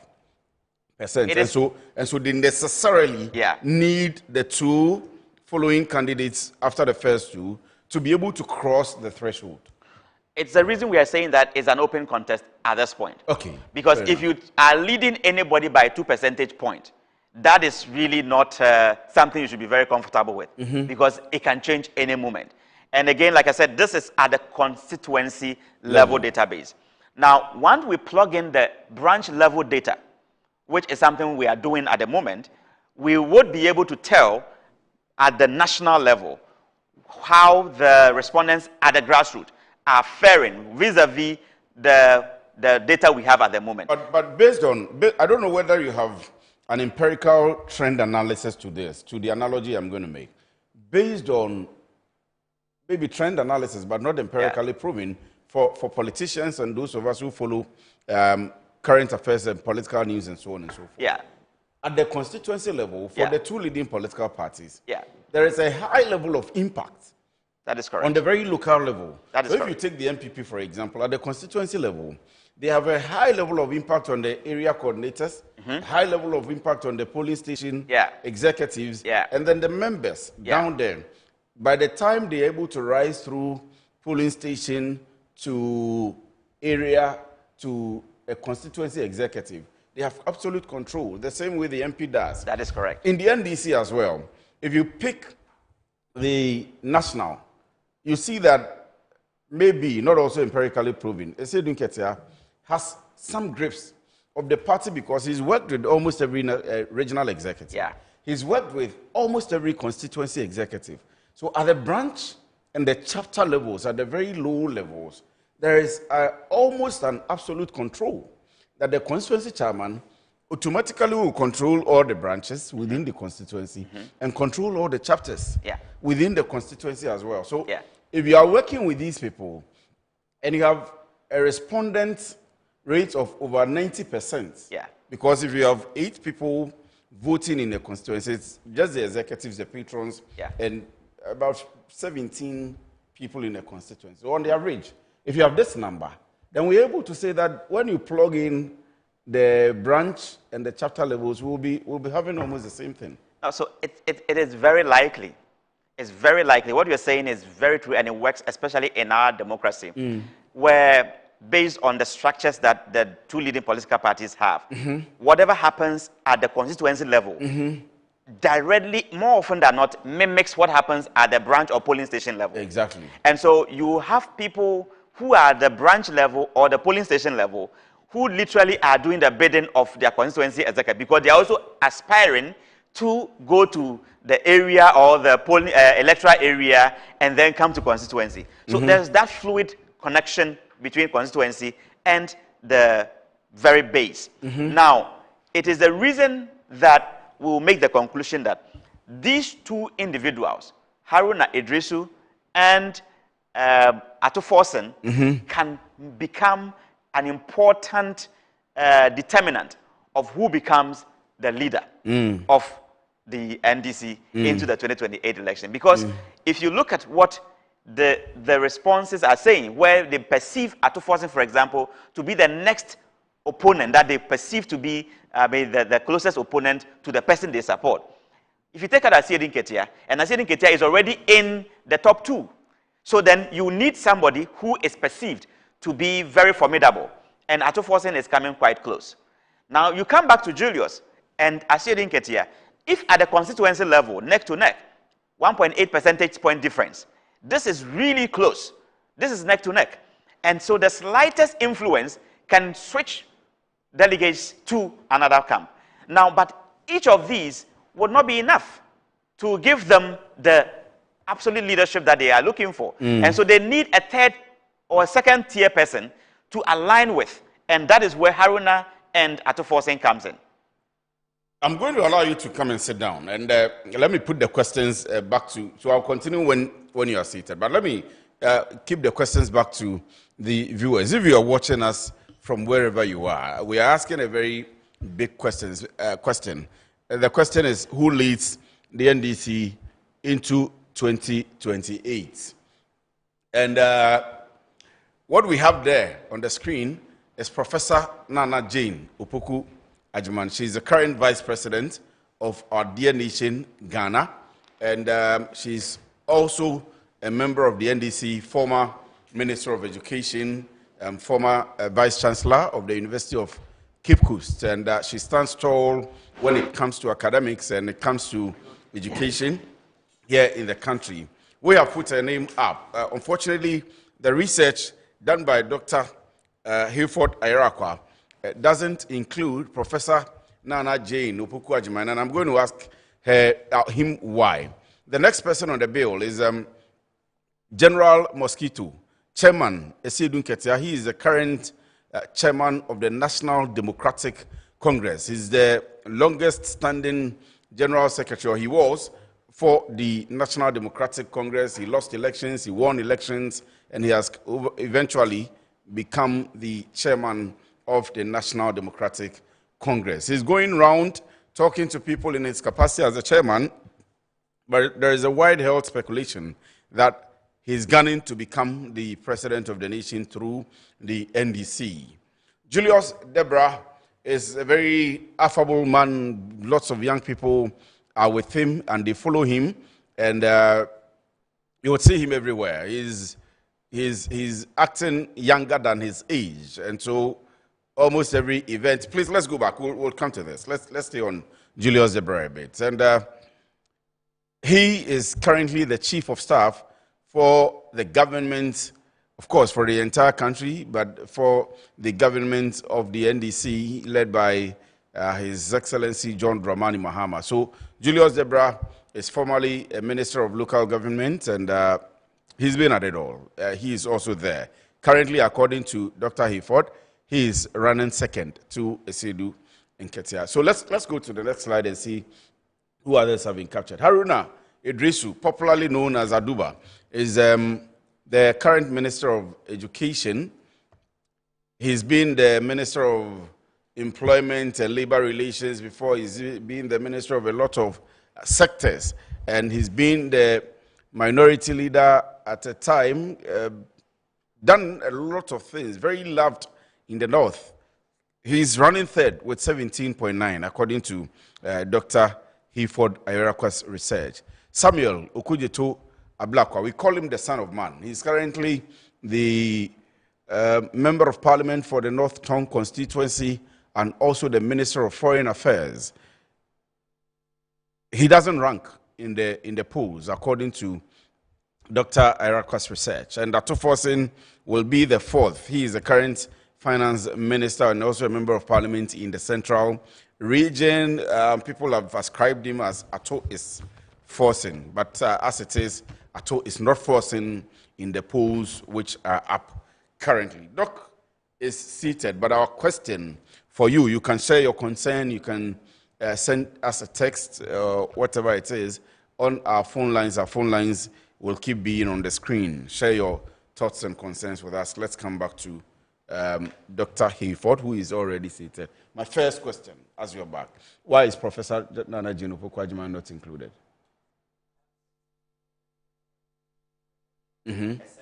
The responses we got from the respondent,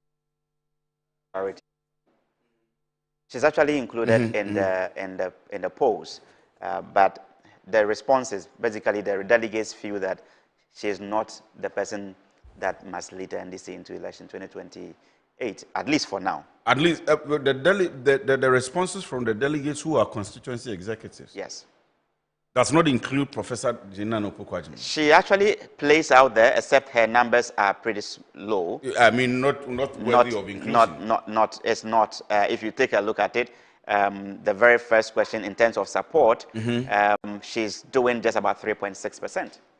3.6%. 3.6. And the question of if elections were held today, whether who they will vote for, again, you see that Professor Nana Mensah comes with 4%. So she makes a marginal increase of about 0.4% to 4%. So 4% is woefully inadequate to be even in a contest. But we have heard the name, we've seen people talk about her, and we were expecting that at least she'll be in. Again, if you look at the question on what is influencing delegates to make the choices they are making, they consider experience and track record. And when delegates are telling you we are looking at experience and track record, they are not necessarily talking about your private life experience. So, gold seller, Chief Aliu Mahama in Domi says, we in NDC don't care whosoever emerge as ADC presidential aspirants. I'm sure you wanted to write NDC. 2028 will be victorious to NDC and Ghanaians because of good foundation JDM is putting in on Ghana. Do you think the candidates will matter? I mean, we'll come back to the candidates and their strengths. But as you are doing the polls and the responses you are getting, will the candidates matter in 2028 elections? Candidates matter a lot in this country's election. If you take the two leading political parties, the NPP, NDC have a base. Each of these two leading parties have close to 40%, about close to 40% base, if you look at the two. Now, there is this, what we call floating voter population, about 12%. That always matters. So your candidate you bring, if it appeals to a certain voter population outside of your base, then the likelihood is that you would win. If you look at 2024 elections, if you do an analysis of it, it is actually the base, the base of 2024 for NDC compared to the base of NDC in 2020 election didn't change much. It was a little over 100,000 voter population. Now you compare the base of NPP in 2024 to the base in 2020, you see that the base declined. And there's, again, if you look at the total turnout to the overall vote, it also declined. What it means is that one part of the base did not actively take part. And all of them, I mean, we understand a lot of works have been done in that area. APO have been involved in some of them.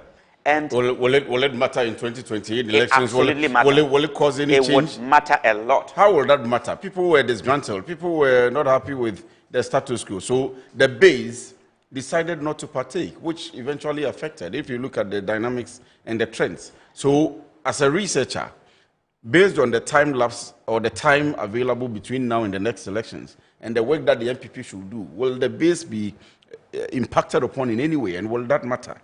I think for me, one of the things I was looking forward to in the NPP was what happens to them after their primaries. Yes. It seems that I don't see, I'm not hearing much from the flag bearer, and what some works had anticipated that there's a likelihood that there could be some divisions, you know, after the primaries. We're not seeing that.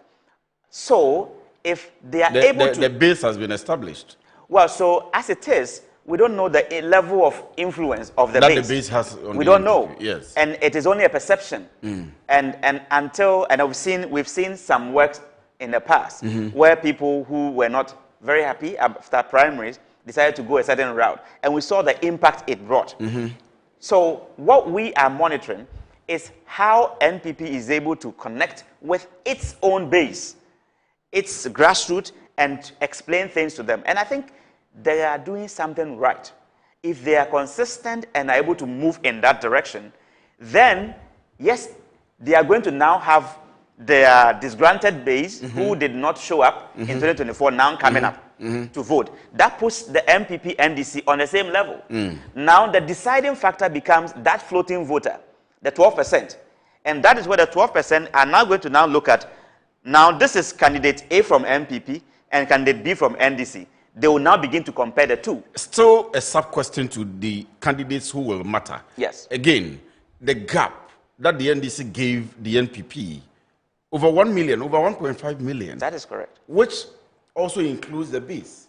Will the NPP be able to, based on what you're monitoring, bring back enough numbers of the base to match up with the NDC before the floating voters come in, as you put it?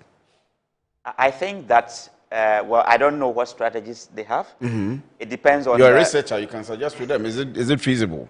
Well, it is very feasible. From where I sit, it is very feasible. And MPP can easily... And I am careful because I'm doing some work which is not conclusive.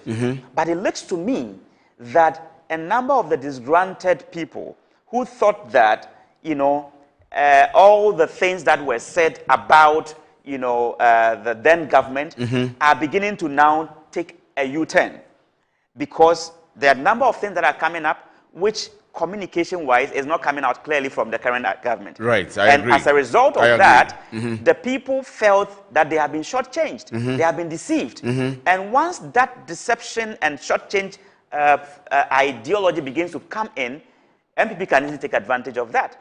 And so that's why I'm saying that it is very possible. And the fact that they've elected their leader clearly, like 2 years or more ahead of time, gives them enough time to go from space to space, grassroots to grassroots, to engage. And so that, for me, it's something that they can easily... The next election will not be about MPP and NDC base. It's going to be based on the middle class and whoever they bring. So your answer is that the candidates will be the factor? It will be the factor. It will be the factor. The candidate which will come with your policy proposals is what is going to determine. Because the middle class is actually going to determine who becomes the next president. So somebody's text that he sent was, I mean, that brings back the question of the candidate. As in, they don't care who ever leads the NPP because, the NDC, because whoever leads, because of the work they have done, it will be difficult for the NPP to overtake and win. And that's why we are asking the question. But you have answered and said that the candidate and the policy is what actually matters. Now, Justice says that I am Justice from Gumua East constituency. In my opinion, 8 out of 29 respondents from each constituency is not encouraging. Again, they should have waited for the upcoming internal elections to complete before the polls, because most of the current constituency executives will lose their position. Justice, why do you think so? People, maybe either they are not going for their positions again, or they haven't done well. But after winning such a massive elections, will that happen? Massive transformation in the structure of the party. Will that happen? I think it happens all the time. People, especially when your party is in government, there is expectations that, you know, you will need to be able to ensure that your people are taken care of. When people perceive that you are well and you are not helping those beneath you, the likelihood is that they will start ganging against you.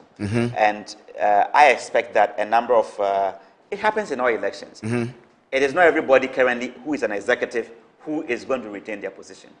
Some executives have been also given appointments. And now, according to the NDC's law, I mean the rules of engagement, if you are an appointee and you want to contest party position, you need to either resign or you cannot contest. So there are things that are going to, if I am... But are they adhering to that?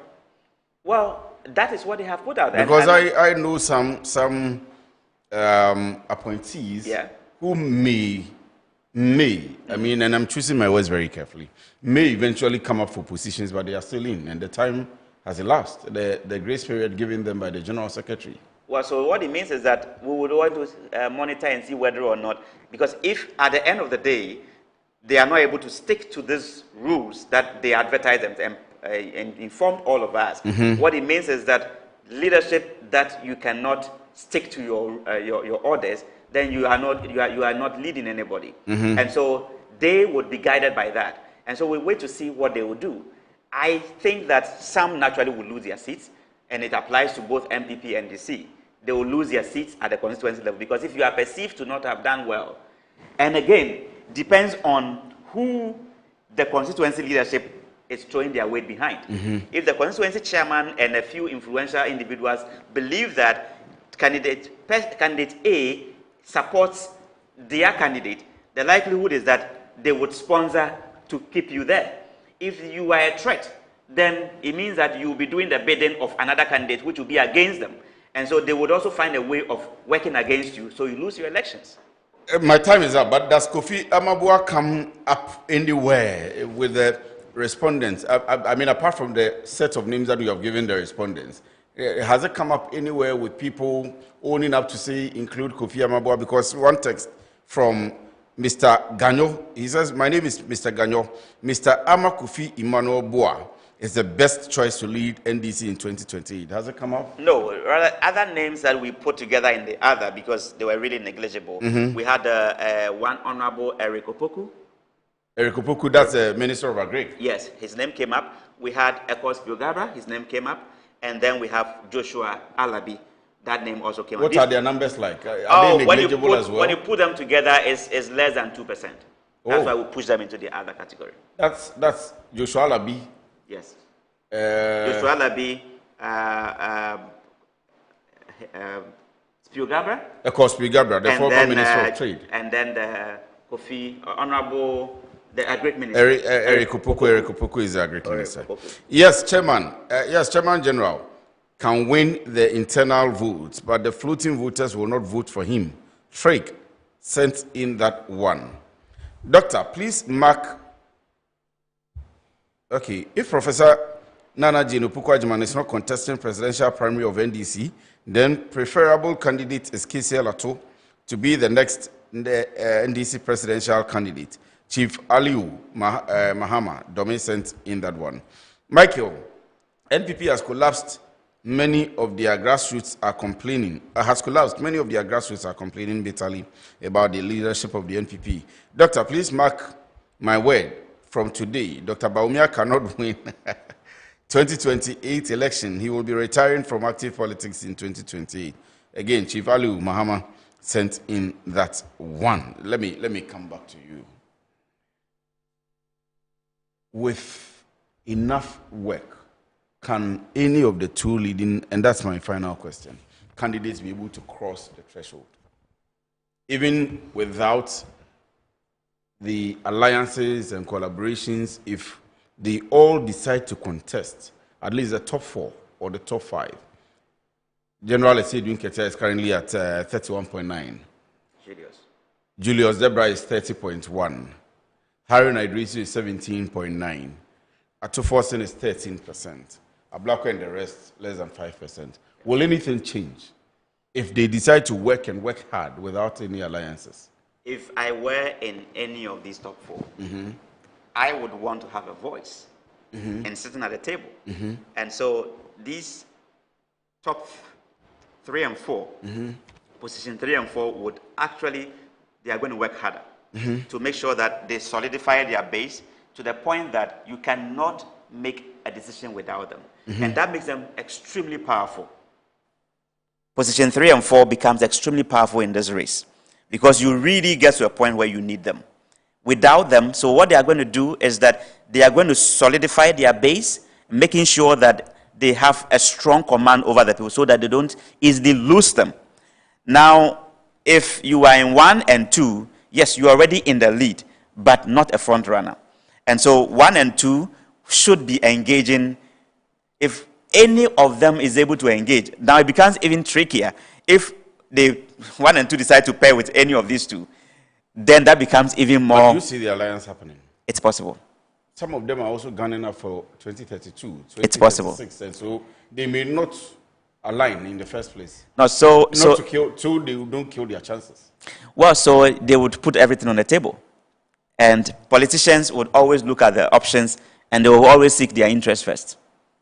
Doc, thank you very much. The pleasure is mine.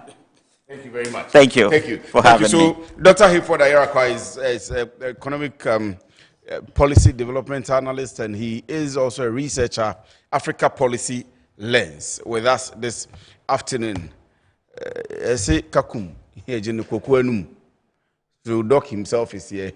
You can put it out there that Sedin Ketia currently is leading 31.9, Julius Zebra 30.1, Haruna Irisu 17.9, Ato Forsin 13%, Ablakwa and the rest less than 5%. So we'll be monitoring keenly, and then when he plugs in the branches in the chapters, we'll follow it up and bring him back. Doc, and I hope that you will do as the honors of coming back to do the presentation. Monitor and watch Metro TV all the time. IMG, Original TV, Original FM, 91.9, and then Metro Digital. This program was brought to you by Metro Digital. My name is Kwesi Free. Have a good afternoon.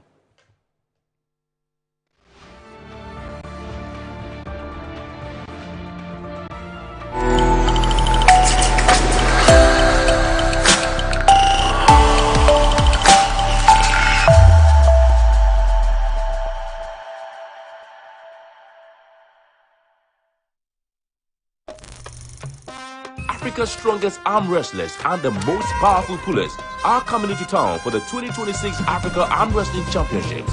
It's 2 explosive days of strength, pride, and continental supremacy as elite athletes from across Africa converge to grip up, lock in, and go to war on the table for the title of Africa's strongest.